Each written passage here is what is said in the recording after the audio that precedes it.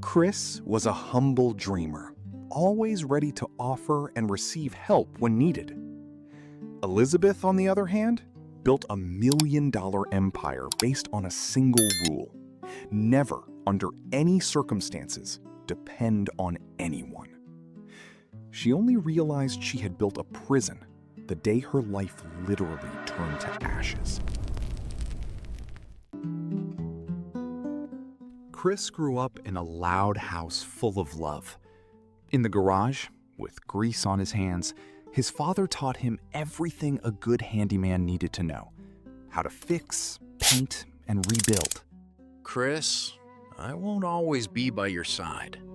When I'm gone, you need to be ready to fix things and fend for yourself. Chris, always a good-hearted person, listened to every piece of advice his father gave him. Years later, he and a few friends opened a humble local wine supply business.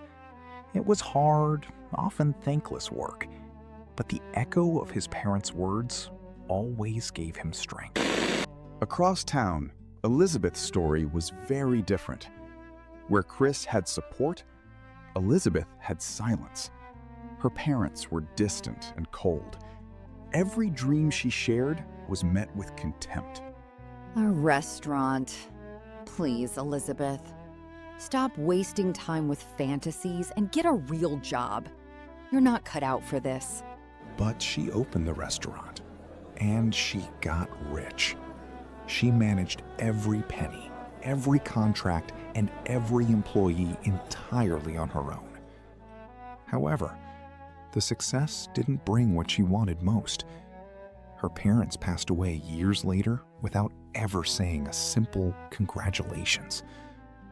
The pain of that rejection transformed her.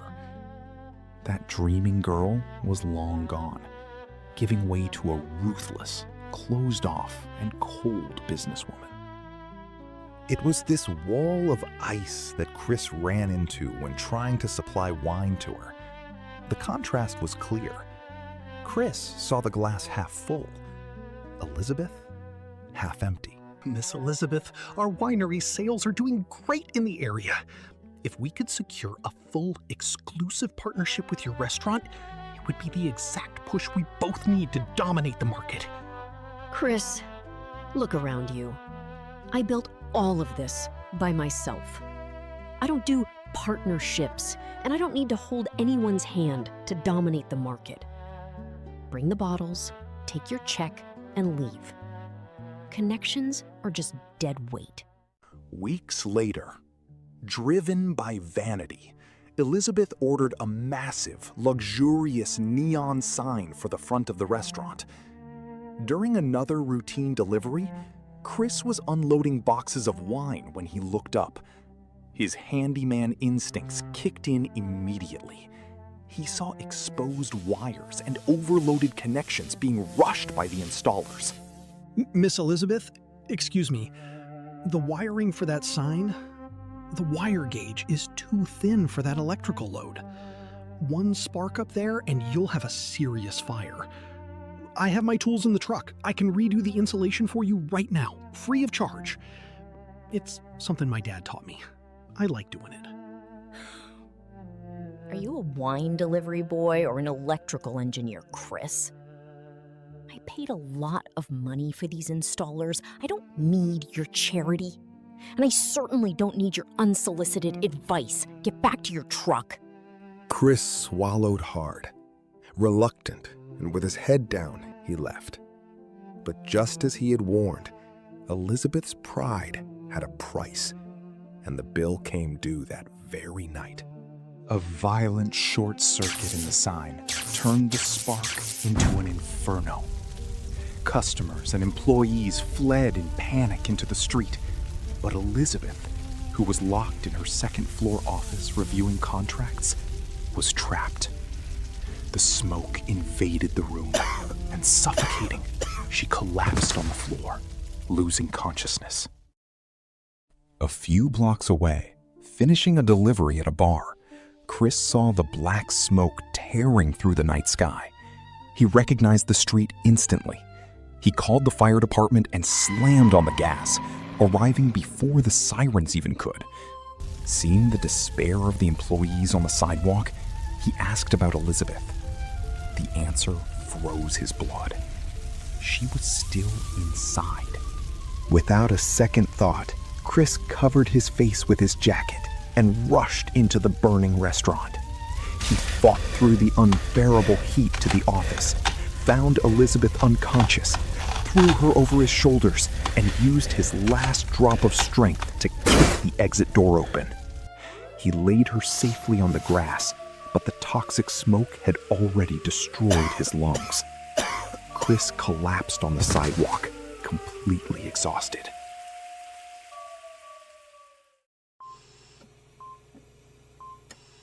Elizabeth slowly opened her eyes.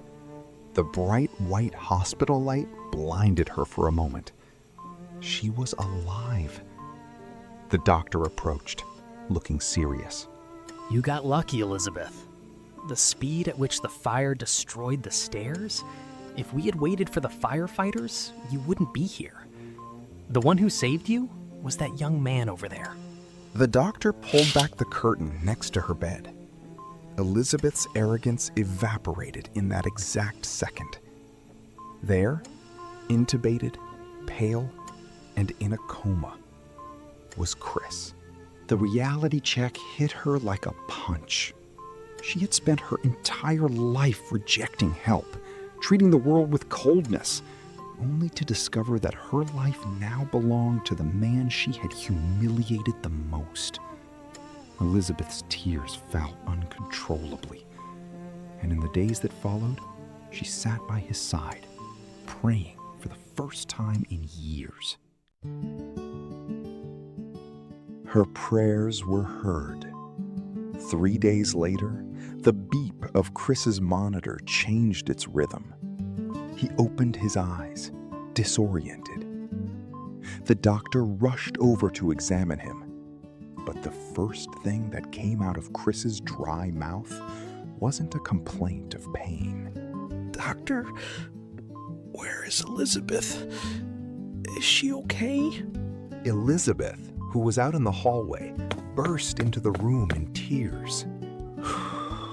Thank God. Thank God you're okay, Elizabeth.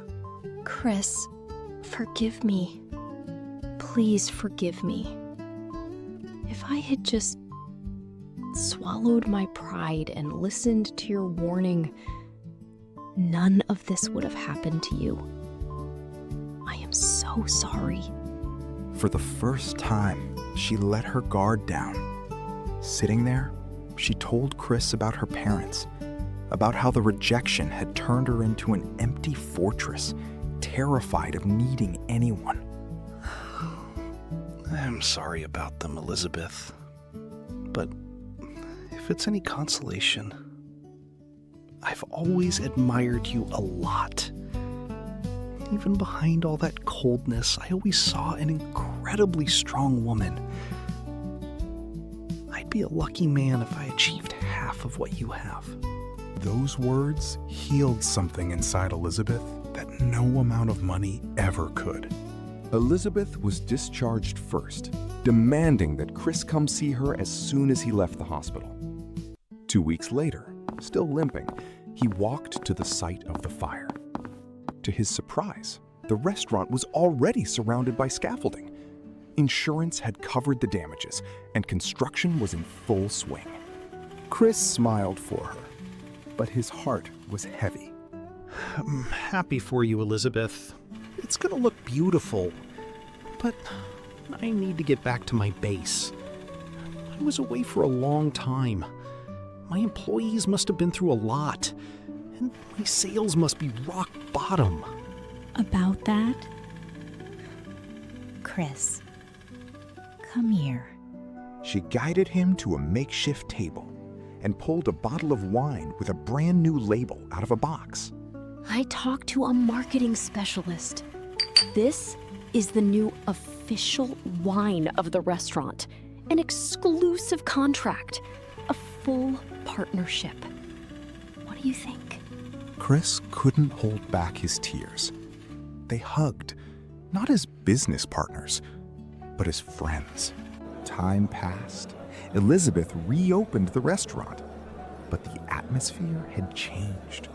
The cold owner was gone, replaced by a warm, smiling, and open-minded leader. As for Chris, the partnership and the word of mouth about his heroic act made his business take off, achieving the success his parents had always dreamed of for him. Our greatest strength can become our greatest weakness when we don't know when to accept help. But what about you? Do you think Elizabeth's coldness was a necessary armor after the brutal rejection she suffered from her parents? Or was she just being selfish and only changed because she almost lost her life? Leave your honest opinion in the comments. And if you believe that pride blinds us, but starting over is always possible, click on the playlist appearing on your screen right now to discover more incredible stories about life's twists and turns. Subscribe to the channel, and remember, true success is never built alone. See you next time.